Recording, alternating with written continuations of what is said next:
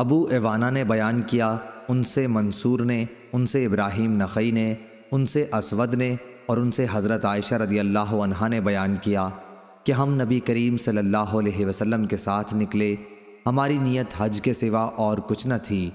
پھر جب نبی کریم صلی اللہ علیہ وسلم مکہ پہنچے تو آپ صلی اللہ علیہ وسلم نے بیت اللہ کا طواف اور صفا اور مروہ کی سعی کی، لیکن آپ صلی اللہ علیہ وسلم نے احرام نہیں کھولا کیونکہ آپ صلی اللہ علیہ وسلم کے ساتھ قربانی تھی۔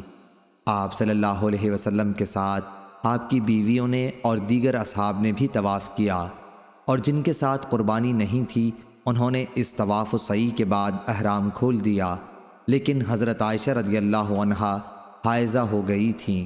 سب نے اپنے حج کے تمام مناسک ادا کر لیے تھے۔ پھر جب لیلۃ الحصبہ یعنی روانگی کی رات آئی تو حضرت عائشہ رضی اللہ عنہا نے عرض کی، یا رسول اللہ صلی اللہ علیہ وسلم، آپ کے تمام ساتھی حج اور عمرہ دونوں کر کے جا رہے ہیں، صرف میں عمرے سے محروم ہوں۔ آپ صلی اللہ علیہ وسلم نے فرمایا کہ اچھا، جب ہم آئے تھے تو تم حیض کی وجہ سے بیت اللہ کا طواف نہیں کر سکی تھیں؟ میں نے کہا کہ نہیں۔ آپ صلی اللہ علیہ وسلم نے فرمایا کہ پھر اپنے بھائی کے ساتھ تنعیم چلی جا اور وہاں سے عمرے کا احرام باندھ اور عمرہ کر، ہم تمہارا فلاں جگہ انتظار کریں گے۔ چنانچہ میں اپنے بھائی عبد الرحمن کے ساتھ تنعیم گئی اور وہاں سے احرام باندھا۔ اسی طرح صفیہ بنت حی رضی اللہ عنہا بھی حائضہ ہو گئی تھیں۔ نبی کریم صلی اللہ علیہ وسلم نے انہیں از راہ محبت فرمایا، اقری حلقی، تو ہمیں روک لے گی؟ کیا تو نے قربانی کے دن طواف و زیارت نہیں کیا تھا؟ وہ بولیں کہ کیا تھا۔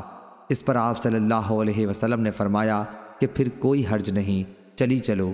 میں جب آپ صلی اللہ علیہ وسلم تک پہنچی تو آپ صلی اللہ علیہ وسلم مکے کے بالائی علاقے پر چڑھ رہے تھے اور میں اتر رہی تھی، یا یہ کہا کہ میں چڑھ رہی تھی اور حضور صلی اللہ علیہ وسلم اتر رہے تھے۔ مسند کی روایت میں رسول اللہ صلی اللہ علیہ وسلم کے کہنے پر ہاں کے بجائے نہیں ہے۔ اس کی مطابقت جریر نے منصور کے واسطے سے نہیں کے ذکر میں کی ہے۔ صحیح بخاری حدیث نمبر 1762۔